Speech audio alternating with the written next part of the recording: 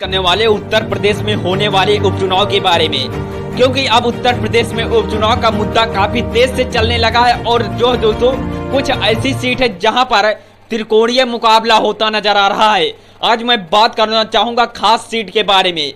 इस सीट पर पहली बार भारतीय जनता पार्टी सपा से सीधा मुकाबला होने वाला है। जातीय समीकरण के जो दोस्तों मकर जाल को ध्रुवीकरण से जो दोस्तों काटने की कोशिश कर रही भारतीय जनता पार्टी, उत्तर प्रदेश के इस सीट में पहली बार भाजपा का सपा से सीधा मुकाबला है।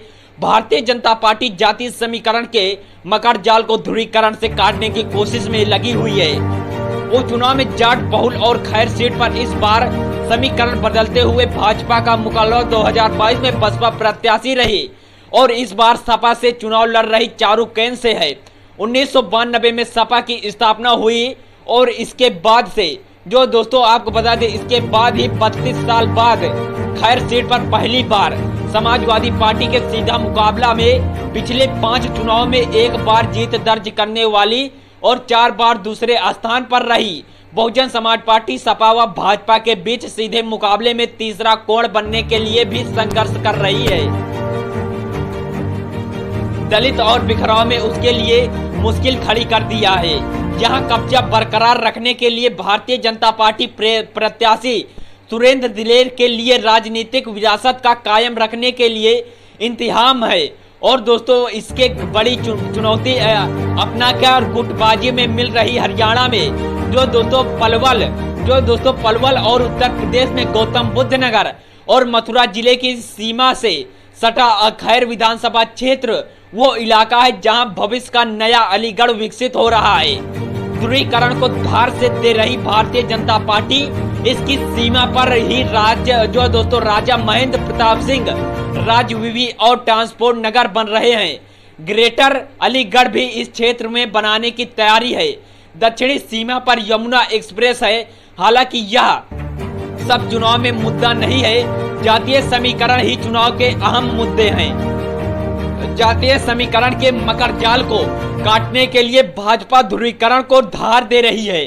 पलवल अलीगढ़ और जो दोस्तों हाईवे पर स्थित गांव अराना में ताश खेल रहे अजय शर्मा चुनाव की चर्चा छेड़ते ही कहते हैं कि यहाँ तो फूल ही जीतेगा।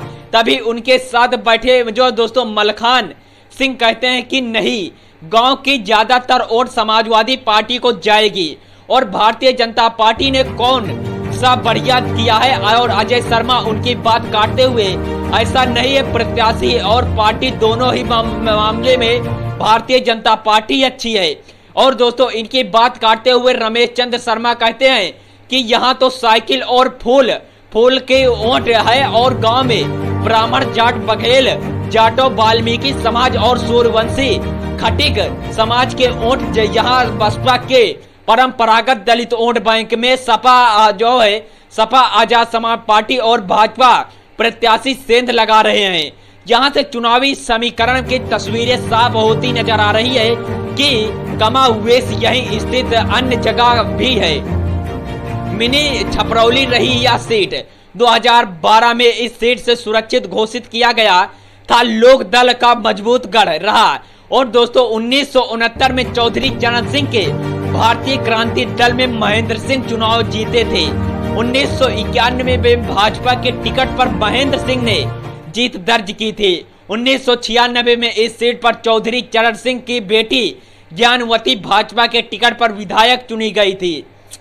2007 और 2012 में रालोद ने यह सीट जीती और 1986 में जनता दल के टिकट पर जो दोस्तों जगवीर सिंह चुनाव जीते। रालोद तब जनता दल का हिस्सा था और 2007 और 2012 में रालोद ने यह सीट जीती।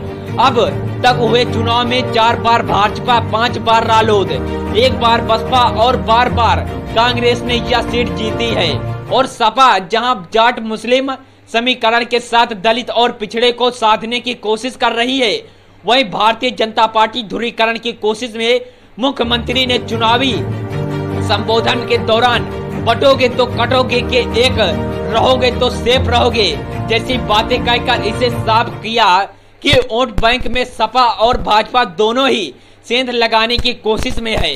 साथ ही अलीगढ़ मुस्लिम विवि के अल्पसंख्यक दर्जे का मुद्दा भी उठाया गया है। कहा कि केंद्र सरकार के पैसे से चलता है जो दोस्तों चलता है एएमयू, यहाँ दलित और पिछड़ों का आरक्षण मिलना चाहिए। मुश्किल है, बहुजन समाज पार्टी प्रत्याशी है और जिसके वोट बैंक में समाजवादी पार्टी और भाजपा दोनों ही सेंध लगाने की कोशिश कर रही है और पार्टी के जो दोस्तों रार थामने में जुटी भाजपा पार्टी में गुटबाजी से भाजपा का शीर्ष नेतृत्व भी जो दोस्तों अनजान नहीं है। मुख्यमंत्री योगी आदित्यनाथ चुनाव के अधिसूचना जारी होने से पहले 28 अगस्त को खैर आए थे। तब उन्होंने विभिन्न योजनाओं के महिलाओं को चेक हुआ प्रमाण पत्र दिए थे और जो दोस्तों खैर में इस कार्यक्रम को रखने का मकसद यहाँ के चुनावी समीकरण साधना था। उस समय उन्होंने भारतीय जनता पार्टी के कार्यकर्ताओं के साथ अलग से बात की थी और गुटबाजी से ऊपर उठकर पार्टी के लिए काम करने का जोर दिया था। 9 नवंबर को खैर की चुनावी सभा को संबोधित किया, तब भी कार्यकर्ताओं को नसीहत देकर गए और गुटबाजी को यह भाप गए थे।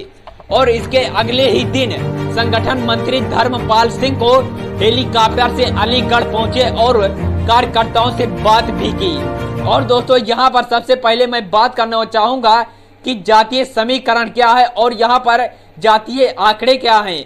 यहाँ पर जाट 1.5 लाख अनुसूचित जाति, 55,000 ब्राह्मण, 70,000 मुस्लिम, 35,000 ठाकुर, 30,000 वैश्य, 80 जो दोस्तों 20,000 पिछड़े और 40,000 अन्य भी शामिल हैं। दोस्तों मिलते हैं किसी नेक्स्ट वीडियो में। आप मेरे चैनल को सब्सक्राइब करिए और ज़्यादा से ज़्यादा सपोर्ट करिए। मिलते हैं किसी नेक्स्ट वीडियो में, तब तक के लिए जय हिंद जय भारत। मिलते हैं किसी नेक्स्ट वीडियो में।